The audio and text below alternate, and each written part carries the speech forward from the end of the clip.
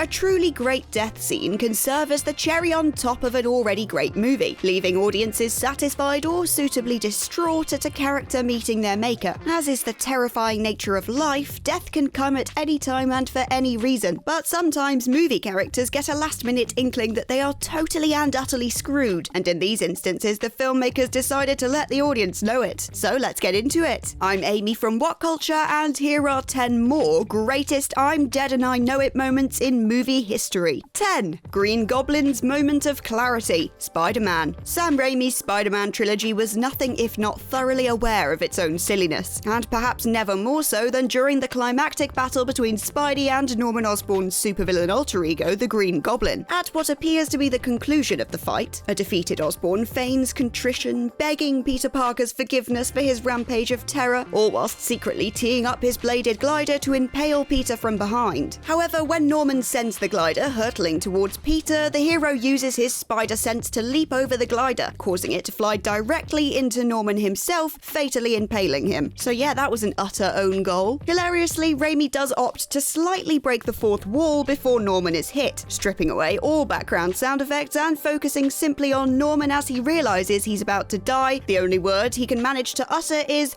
"oh," before then immediately facing the consequences of his own actions. It's as though in this brief aside, Norman had a fleeting moment of mental clarity before being rather violently shoved off of this mortal coil. 9. Tommy gets made. Goodfellas. Even though Goodfellas' Tommy DeVito was a raging, volatile psychopath whose demise was seemingly inevitable, it was still kind of depressing when he got whacked near the end of the film in retaliation for killing Billy Batts. Tommy's tricked into believing he's about to be made, but when he's led down to the basement where the mafia initiation ceremony typically takes place, he opens the door and sees the room empty inside. The lack of people present for this supposed ceremony allows Tommy to quickly realize he's about to die, letting out an anguished "oh no" a moment before he's shot in the head at close range. It's a testament to Pesci's superb Oscar-winning performance that we can feel even mildly sad about DeVito's death, despite the fact he was a violent maniac who was clearly asking for it. 8. Old Joe gets erased. Looper.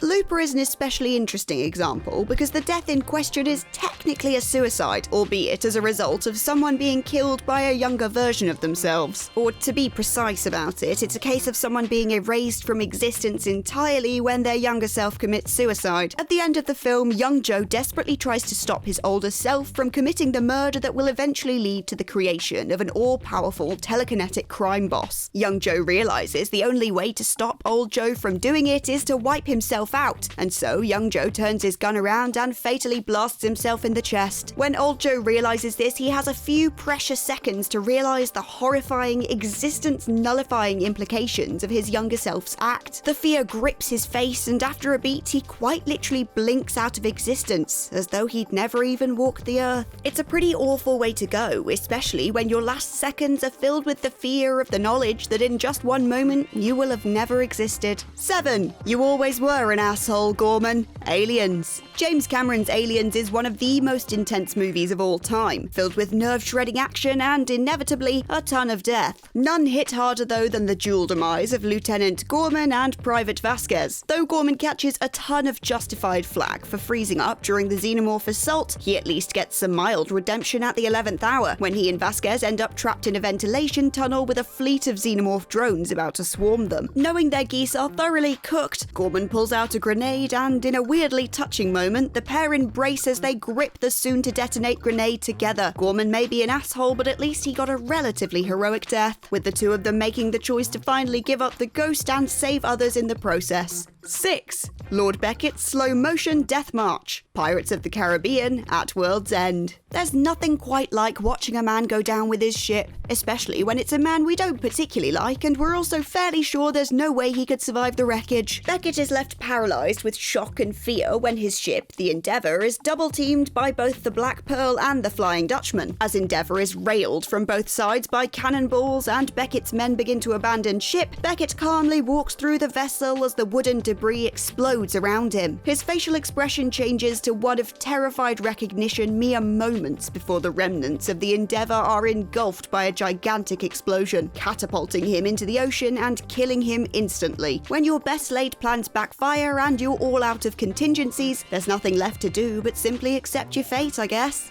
5. Stansfield receives Matilda's gift, Leon the Professional. Luc Besson's Leon ends in a tragic fashion as the titular assassin is gunned down by the DEA agent Norman Stansfield mere feet from freedom. However, this time the bad guy doesn't get away with his murderous act scot-free. As Stansfield watches Leon die, Leon hands him a gift from young Matilda, which turns out to be a grenade pin. A confused Stansfield then opens up dead Leon's vest to find a cluster of armed grenades. With little time to react or really do much of anything, he simply says, "Shit," with a certain darkly comic resignation before being positively blown to pieces. Given that Stansfield spends the entire movie being an 11 on the intensity scale, it's ironic that he's so strangely calm about his impending death. 4. The terrible stepdad gets crushed to death, San Andreas. One of the most hilarious tropes in blockbuster movies, particularly disaster films, is the tendency for the asshole characters to get their comeuppance in the form of an extremely brutal, arguably excessive death. This is certainly true for San Andreas' stepfather character Daniel Raddick, who, when trapped amid the chaos of an earthquake, decides to save himself rather than his girlfriend's daughter. He's also later seen causing the death of another man in order to save himself, but once he makes it to the Golden Gate Bridge, his number finally comes up. A container ship ends up being catapulted into the bridge by a giant tidal wave, breaking the bridge in half, but not before Daniel is crushed to death by one of the falling shipping containers. To maximize the audience satisfaction, we linger on Daniel as he helplessly watches the ship coming his way, and looks up as the container is dropped on him, knowing there's nothing he can do about it. Audiences are simple, we love to see terrible step-parents get crushed by shipping containers, and this film certainly delivered on that desire.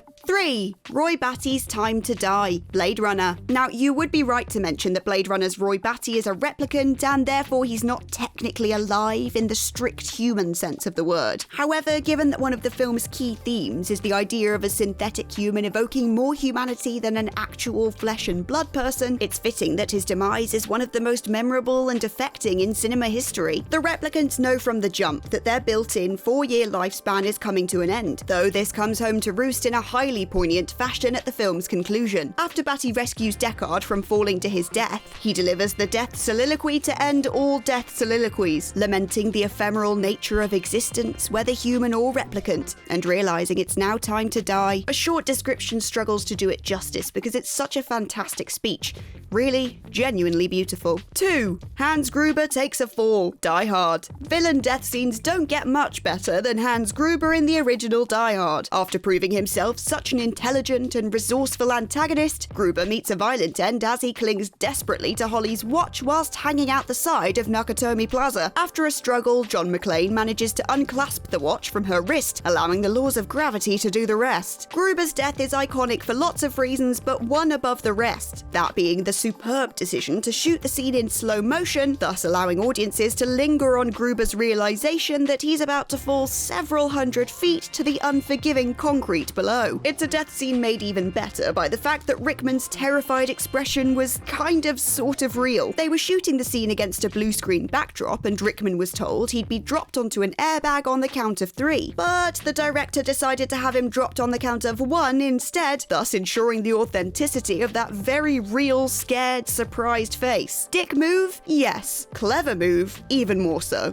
1. Max laughs himself to death. A View to a Kill. Hans Gruber isn't the only legendary movie villain to take an unforgettable fall. We would be remiss not to mention A View to a Kill's deranged antagonist Max Zorin, played with campy glee by the great Christopher Walken. The film's climax takes place atop the Golden Gate Bridge, as Bond and Zorin take part in a perilous high-wire axe fight. In the end, 007 of course manages to get the better of Zorin, who's left clinging to the side of the bridge's framework. As he begins to lose his grip, Zorin hilariously lets out a maniacal cackle, as if he's finding some sort of perverse amusement in the fact his life's about to end this way. Mere seconds later, he slips from the framework and plunges hundreds of feet into the San Francisco Bay below. Say what you like about A View to a Kill, but Walken's deliciously unhinged performance is surely an easy highlight. And with that, we've reached the end of this list of 10 more greatest I'm dead and I know it moments in movie history. Let us know in the comments below some more of your favorite dead and I know it moments, and remember to check out whatculture.com for more lists and articles like this every single day. As always, I've been Amy from What Culture, and I'll catch you next time.